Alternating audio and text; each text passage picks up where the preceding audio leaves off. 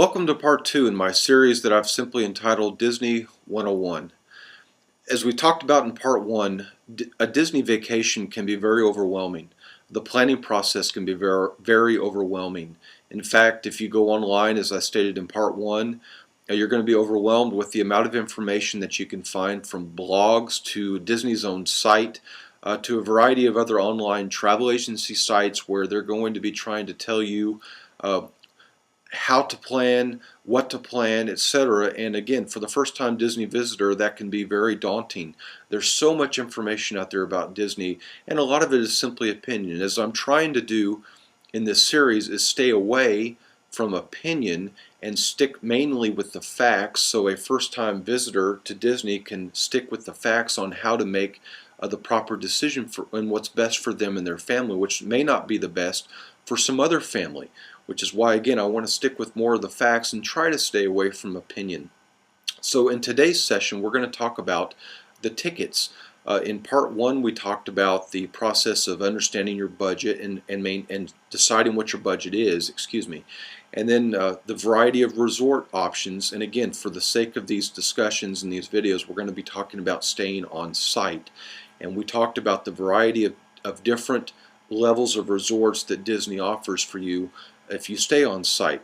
So we talked about that in part 1, and I encourage you to go back and see part 1 if you haven't already. But in this session, we're going to discuss the ticket process and just some basics you need to understand. Disney makes it what they call the cheaper to play the longer you stay, or the longer you stay, the cheaper it is to play.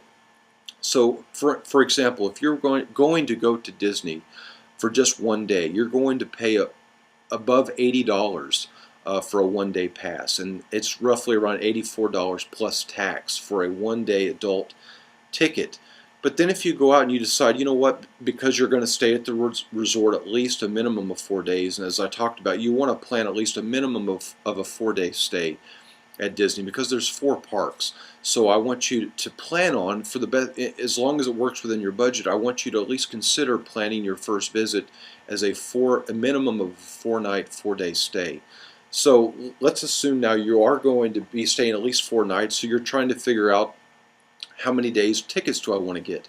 Again, if you bought a one-day adult ticket, that one-day adult ticket is going to be about $84 plus tax. But let's say you go out and you buy a 4-day Disney ticket. Your total is going to be about $232 plus tax. That equates to a little over $40 a day. So you can see that your per day costs have actually gone down in half. Now the great thing about the longer you stay, the cheaper it is to play. To go from a 4-day pass up to a 6-day pass, again 2 more full days, the price difference is only from $232 up to $242, and this is per person. I'm talking about one adult for this price. So instead of $232 for 4 days, it's only going to cost you $242 plus tax for 6 days. $10. So that's roughly $5 extra per day to go from a 4-day to a 6-day. So you can see that Disney is really trying to entice you by the way they structure their ticket prices to stay longer in their parks. And they do that for a reason, because they know that the more you stay in their parks, the more money you're potentially going to spend on dining and souvenirs, and then plus you're going to have the extra days at the resort anyway. So they really tried to encourage you to stay longer and to play longer in their parks by coming up with this structure. So again, going from a one-day pass, which is about $84 plus tax per person, up to, or it goes all the way down per day to $40-some just because you went from a 1-day to a 4-day pass. So again, minimum, plan on buying a 4-day pass because that at least gives you 1 day in each of the 4 parks. Now, Disney has 2 add-ons that you can do.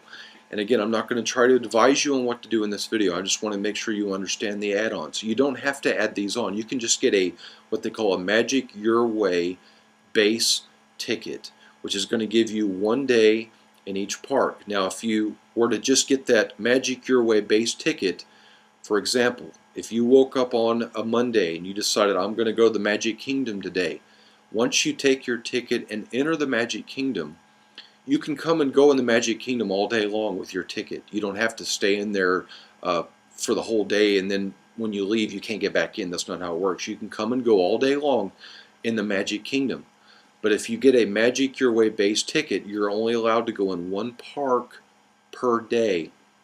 Now here's the add-on. What a lot of people decide to do for various reasons is they want to add what they call the Park Hopper add-on, and it's roughly about $54 for an adult per person to add the Park Hopper option. Not per day, just a total of $54 regardless of the length of your ticket to add the Park Hopper option. Here's what that option does. Say again, it's a Monday. You decide we want to go to the Magic Kingdom this morning.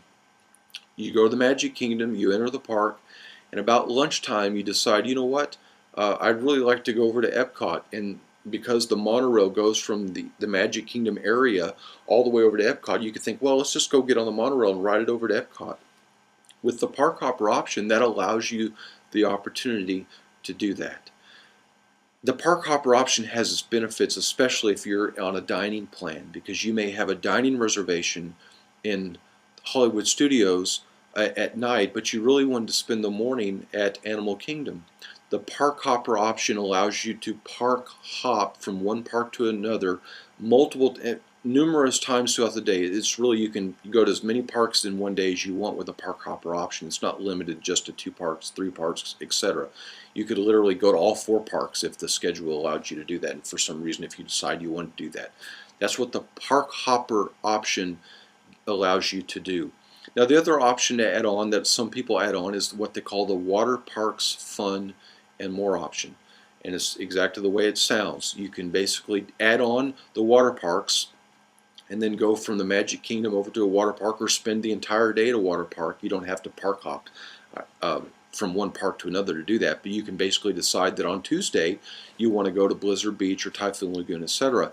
And that's what the Water Parks Fun and More option gives you the chance to do. Now again, it's about $54 for an adult, or to add on to your package to do that. And again, that's not a per day cost. That's a one-time $54 charge.